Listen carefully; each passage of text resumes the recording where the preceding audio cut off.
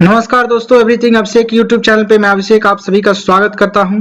यह video NCERT के सारांश का होने वाला है, जिसमें हम बात करेंगे विज्ञान की, जो कि क्लास होगा आपका 8 से संबंधित होगा। यानी कि हम 8 क्लास के विज्ञान को हम इस वीडियो के अंतर्गत देखने वाले हैं।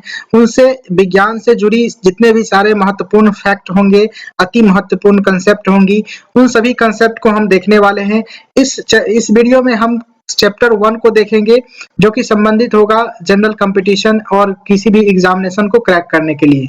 चाहे आप बीपीएससी की तैयारी कर रहे हो, बीएसएससी, एसएससी या फिर सीटेट, पीपीएससी, टीआरई, रेलवे या फिर पीसीएस, ऑल कॉम्पिटिटिव एग्जामिनेशन के लिए यह महत्वपूर्ण होने वाला है।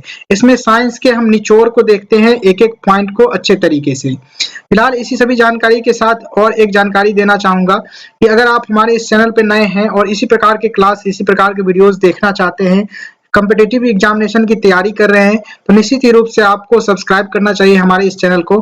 साथ ही बेल आइकन प्रेस करना चाहिए, ताकि आपको नए वीडियो का जो नोटिफिकेशन है वह समय से मिल सके और आप अच्छे तरीके से सीक्वेंस वाइज सारे वीडियोस को अच्छे तरीके से देख पाएं।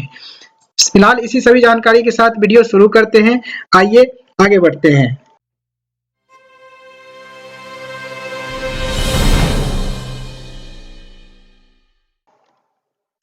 तो फिलहाल मैं बताना चाहूंगा, यहाँ पर आप देख सकते हैं कि जो विशेष सूची है उसके रूप में यहाँ पर देख सकते हैं कि ये जो सीरीज होगा, यानी कि जो 8 क्लास का जो विज्ञान है, इसमें हम चैप्टर 1 से लेकर के 18 अध्याय तक देखने वाले हैं। यानी कि वायु तथा जल का प्रदूषण तक हम देखने वाले हैं।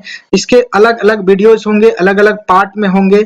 चाहे किसी में एक चैप्टर को इंक्लूड किया जाएगा, जो छोटे छोटे चैप्टर होंगे तो उसमें 2-3 भी चैप्टर इंक्लूड किया जाएगा। इस प्रकार से वीडियोज होंगे। जो लंबा चैप्टर होगा उसको एक वीडियो एक साथ रहेगा, मतलब एक चैप्टर का वीडियो एक ही रहेगा।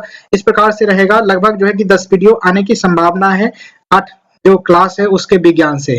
इसमें हम केवल इंपोर्टेंट फैक्ट को लेते हैं, और किस प्रकार से लेते हैं वो आपको वीडियो के अंतर्गत देखने को मिलेगा ही मिलेगा। वीडियो को लास्ट तक देखिएगा, तब जाके आपको अच्छे तरीके से एनसीईआरटी के जो है फैक्ट है उसको समझने की जरूरत होगी और इसको समझने में आसानी होगी। यहाँ पर देख सकते हैं आपके स्क्रीन पे, सबसे पहले जो चैप्टर का नाम है अध्याय 1 में फसल उत्पादन एवं प्रबंध, इसके बारे में हम जानेंगे। और उससे पहले, इस चैप्टर को पढ़ने से पहले आपको महत्वपूर्ण शब्द के बारे में हम क्यूरियोसिटी पैदा करना चाहते हैं, और ये क्यूरियोसिटी होगा तब जाके आप इन शब्दों के बारे में अच्छे तरीके से समझने की कोशिश करेंगे। यहाँ पर देखें तो कृषि पद्धतियां, ये प्रमुख शब्द है जो कि इसी चैप्टर के अंतर्गत हम जानेंगे इस चीज को कि कृषि पद्धतियां होता क्या है। पशुपालन के बारे में जानेंगे, फसल, उर्वरक, भंडार गृह, कटाई, सिंचाई, खरीफ। उसके बाद देख सकते हैं खाद, हल, रबी, बीज, साइलो क्या होता है, बुआई, भंडारण, थ्रेशरिंग, खरपतवार और खरपतवारनाशी एवं फटकना। इन सभी शब्द जो है, इन सभी फैक्ट जो कह ले, टर्मोलॉजी कह ले, इस चैप्टर का टर्मोलॉजी कह ले, ये सभी टर्म्स है इस चैप्टर के। और इसी टर्म्स को विस्तृत रूप में और कई सारे फैक्ट जो कि इस चैप्टर के अंतर्गत है उसको निचोड़ करके हम आपके पास लेकर के आए हैं। आगे बढ़ेंगे। वीडियो को लाइक करना मत भूलिएगा। एक लाइक से आपको कुछ घटता नहीं है, बल्कि हमारा जो मोटिवेशन है वो बढ़ता है, ताकि हम आपके लिए जो मोटिवेशन आप बढ़ाइए, और उससे क्या होगा तो हम आपके लिए एक से एक वीडियो लेकर के आने की कोशिश करेंगे। चलिए शुरू करते हैं। यहाँ पर देखें तो सबसे पहला फैक्ट हम निकालते हैं इस चैप्टर से और देखते हैं कि क्या कहता है। इस फैक्ट के अंतर्गत कहता है कि जब एक ही किस्म के पौधे किसी बड़े स्थान पर, यानी किसी स्थान पर बड़े पैमाने पर उगाए जाते हैं तो फसल कहलाते हैं। ध्यान रखेंगे, फसल किसे कहते हैं, तो जो एक ही किस्म के पौधे होते हैं और एक ही किस्म के पौधे को एक स्थान पर बड़े पैमाने पर हम उगाते हैं तो वह फसल कहलाता है। उदाहरण के लिए आप ले सकते हैं गेहूं के फसल का अर्थ है कि खेत में उगाए जाने वाले सभी गेहूं के पौधे होंगे तो वह निश्चित ही रूप से एक प्रकार का गेहूं के फसल आप कह सकते हैं। फसल कई प्रकार के होते हैं और इसमें कितने प्रकार से बताया गया है आप देख सकते हैं। यहाँ पर खरीफ फसल होते हैं। खरीफ फसल किसे कहते हैं इसके बारे में यहाँ पर देखेंगे कि वह फसल जिन्हें वर्षा ऋतु में बोया जाता है खरीफ फसल कहलाता है। ध्यान रखेंगे, वह फसल जो कि वर्षा ऋतु में बोए जाते हैं वह फसल क्या कहलाते हैं, खरीफ फसल कहलाते हैं। भारत में वर्षा ऋतु सामान्यतः जून से सितंबर तक होती है। क्वेश्चन यहाँ से निकलता है कि भारत में वर्षा ऋतु किस महीने से मतलब कब से कब तक रहता है। तो आप यहाँ पर जवाब दे सकते हैं जून से सितंबर महीने तक वर्षा ऋतु रहता है। और खरीफ फसल किसे कहते हैं, तो खरीफ फसल कब बोया जाता है, तो बारिश के यानी कि वर्षा ऋतु में ही बोया जाता है, या फिर जून से सितंबर महीने में ही जो है कि खरीफ फसल की खेती की जाती है। क्वेश्चन किसी भी प्रकार से घुमाया जा सकता है। खरीफ फसल के उदाहरण के रूप में धान, मक्का, सोयाबीन, मूंगफली, कपास इत्यादि खरीफ फसल के उदाहरण के रूप में आप जान सकते हैं। अगला फैक्ट के रूप में है रबी फसल। रबी फसल किसे कहते हैं, तो शीत ऋतु में उगाए जाने वाली फसलें को रबी फसल कहते हैं। इसका उदाहरण के रूप में आप जान सकते हैं चना, गेहूं, मटर, सरसों, अलसी रबी फसल के उदाहरण के रूप में होते हैं। इसके अलावा कई स्थानों पर दालें और सब्जियां ग्रीष्म ऋतु में उगाई जाती हैं, जो कि रबी फसल के रूप में जाने जाते हैं। ध्यान रखेंगे।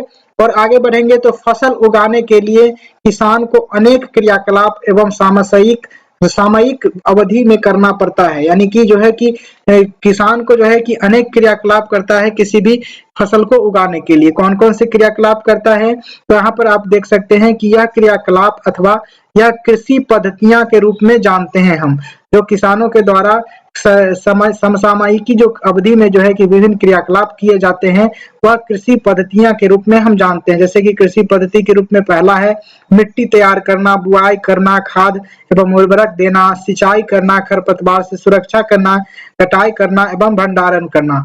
यह क्या है, तो कृषि की पद्धतियां हैं। ध्यान रखेंगे इस बात को। आगे बढ़ेंगे, जानकारी आपके सामने आएगा। यह व्हाट्सएप नंबर है जिसके माध्यम से आप किसी भी क्लास के पीडीएफ को प्राप्त कर सकते हैं प्रिंटेबल फॉर्मेट में। A4 साइज में यह होगा और सब मामूली सी प्राइस रखा गया है। इस क्यूआर कोड के माध्यम से पेमेंट करके पेमेंट स्लिप आप इस नंबर पे सेंड कर देंगे। उसके बाद आपको निश्चित ही रूप से विभिन्न क्लास के जो पेमेंट है उसको पेमेंट करेंगे तो आपको पीडीएफ मिल जाएंगे A4 साइज में प्रिंटेबल फॉर्मेट में। ध्यान रखेंगे।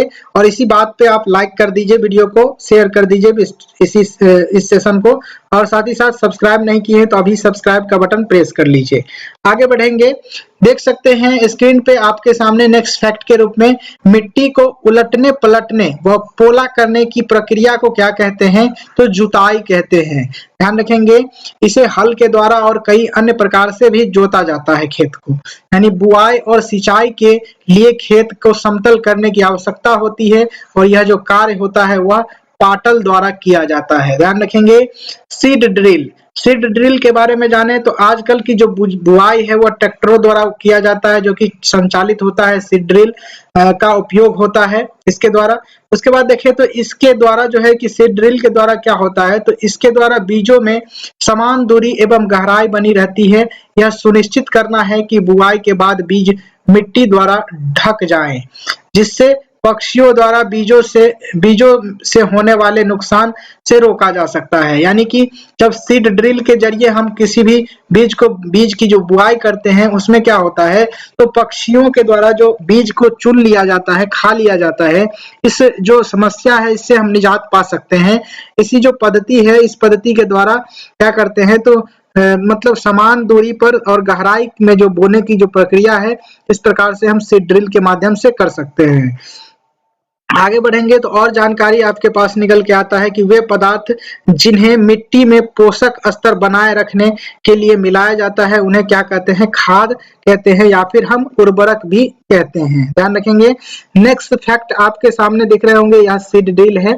इसके ऊपर एक कीप जैसे ऐसे बना रहता है, इसमें हम लोग बीज डालते हैं और इस जो पाइप है, इस पाइप के जरिए, इस सारे पाइप में यहाँ पर देख सकते हैं छेदा बना हुआ है, तो इसके जरिए बीज गिरते रहता है और इसके अंदर ढकते जाता रहता है। ठीक है।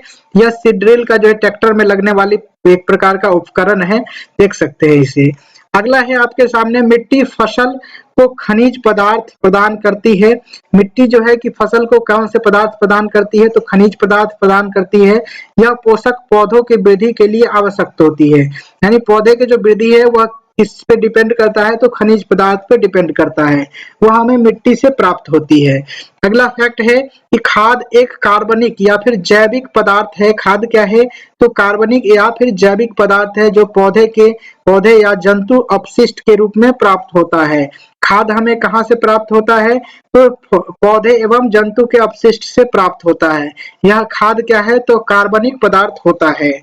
आगे बढ़ेंगे और जानकारी समझेंगे यहाँ से कि उर्वरक के कुछ उदाहरण आप देख सकते हैं, urea, ammonium sulphate, super sulphate, potash, NPK यानी नाइट्रोजन, फॉस्फेट और पोटासियम का जो मिश्रण होता है उसे एनपीके बोलते हैं। इसे डीएपी भी बोल सकते हैं आप इसे, यही चीज होता है।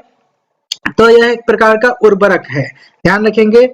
अगला आप देख सकते हैं नेक्स्ट के रूप में, यह फलीदार लेग्यूमिनस जो होता है पौधे का नाम है, यह फलीदार जिसे लेग्यूमिनस बोलते हैं, यह फलीदार पौधे की जड़ों की ग्रंथियों में पाए जाते हैं और वायुमंडलीय नाइट्रोजन स्थिरीकरण में कार्य करते हैं। कौन पाए जाते हैं, तो लेग्यूमिनस जो होते हैं, फलीदार पौधे जो होते हैं, उसके जो है कि जड़ों में एक प्रकार का ग्रंथि पाया जाता है, इसे जो है कि वायुमंडलीय नाइट्रोजन स्थिरीकरण कहते हैं। यह एक प्रकार का जो है कि जीव होता है जिसे राइजोबियम कहते हैं हम, ठीक है। तो यह जो होता है वह नाइट्रोजन का स्थिरीकरण करते हैं। अगला देखेंगे कि विभिन्न अंतराल पर खेत में जल देना या फिर सिंचाई करना कहलाता है। ध्यान रखेंगे, जब विभिन्न अंतराल में हम जब खेत में पानी पटाते हैं, पानी डालते हैं, तो वह सिंचाई का रूप होता है। अगला फैक्ट के रूप में छिड़काव तंत्र जिसे स्प्रिंकलर भी बोलते हैं, स्प्रिंकलर सिस्टम बोलते हैं, तो यह छिड़काव तंत्र को कहा जाता है इंग्लिश में। और इस विधि का उपयोग असमतल भूमि के लिए किया जाता है। जहां पर जल कम मात्रा में उपलब्ध होती है वहां पर भी इस छिड़काव यंत्र का उपयोग करके हम क्या करते हैं, तो खेतों में सिंचाई करते हैं। उसके बाद नेक्स्ट फैक्ट है आपके सामने कि छिड़काव बलुई मिट्टी के लिए अत्यंत उपयोगी होती है। यानी छिड़काव तरीके से जो होती है पटवन, वह किस मिट्टी के लिए अत्यंत आवश्यक होती है, तो वह जो है कि बलुई मिट्टी के लिए आवश्यक होती है। अगला फैक्ट है ड्रिप यंत्र क्या होता है, ड्रिप सिस्टम बोलते हैं इसे।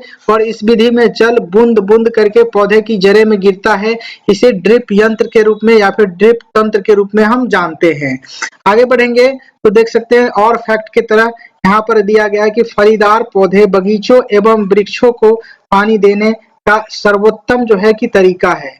फलदार पौधे बगीचों व वृक्षों को पानी देने का सर्वोत्तम तरीका कौन सा है, तो ड्रिप तंत्र है, ड्रिप सिस्टम है, ध्यान रखेंगे। अगला आपके सामने खेत में कई अन्य वांछित प्राकृतिक पौधे के रूप में फसल के साथ उग जाते हैं।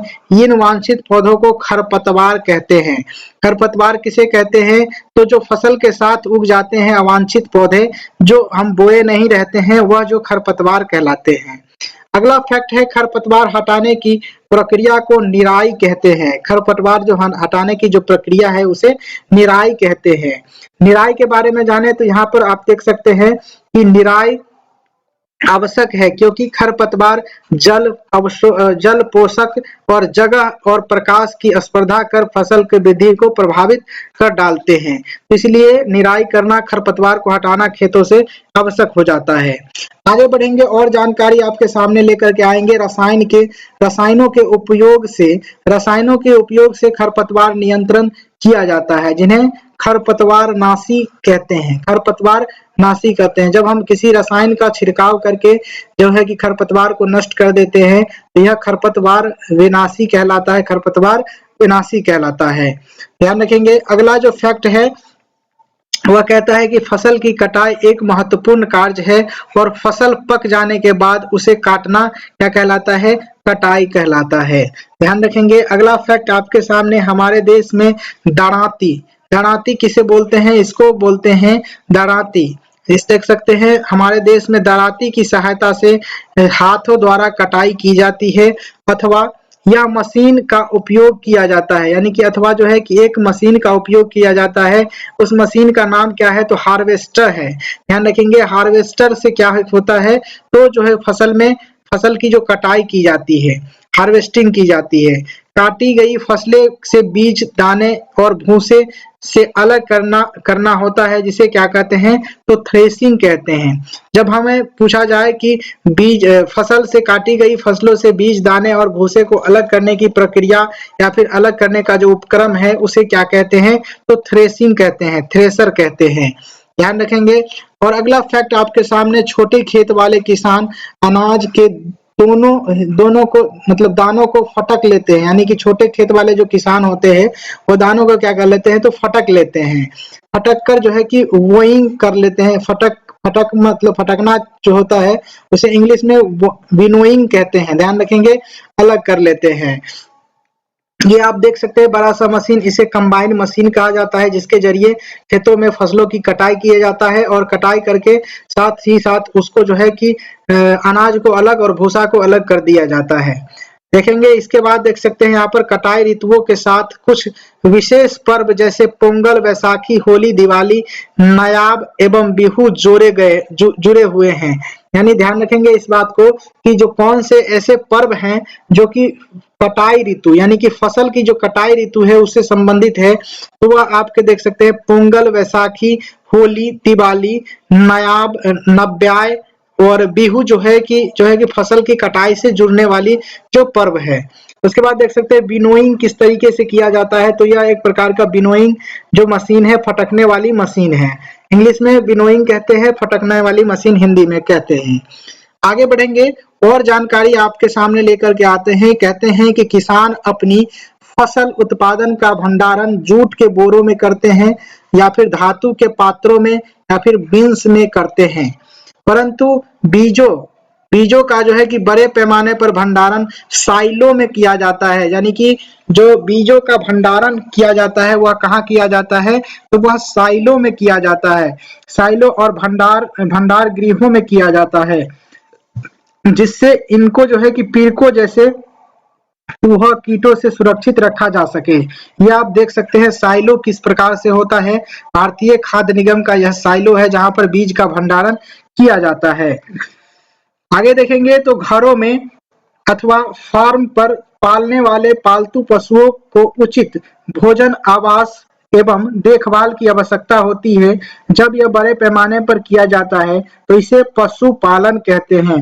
पूछा जा सकता है कि पशुपालन किसे कहते हैं, तो जब हम किसी भी पशु को बड़े पैमाने पर पालते हैं, उसका देख रेख करते हैं, उसकी आवास को व्यवस्था करते हैं, तो इस प्रक्रिया जो है, यह जो प्रक्रिया है या फिर यह जो कार्य है, यह पशुपालन कार्य के अंतर्गत आता है। यह जो फैक्ट है अगला है आपके सामने कि मछली स्वास्थ्य के लिए अच्छा आहार है। हमें मछली के कॉड लिवर तेल मिलता है, जिसे कि मछली से कॉड लिवर तेल मिलता है। किससे मिलता है कॉड लिवर तेल, तो मछली से कॉड लिवर तेल मिलता है, जिससे विटामिन डी प्राप्त होता है अधिक मात्रा में। ध्यान रखेंगे इस फैक्ट को और आगे बढ़ेंगे तो आपके स्क्रीन पे दिखेगा कि सारांश के रूप में दिखता है। कहता है यहाँ पर कि अपनी बढ़ती हुई जनसंख्या को भोजन प्रदान करने के लिए हमें विशिष्ट कृषि पद्धतियों को अपनाना होता है। ध्यान रखेंगे।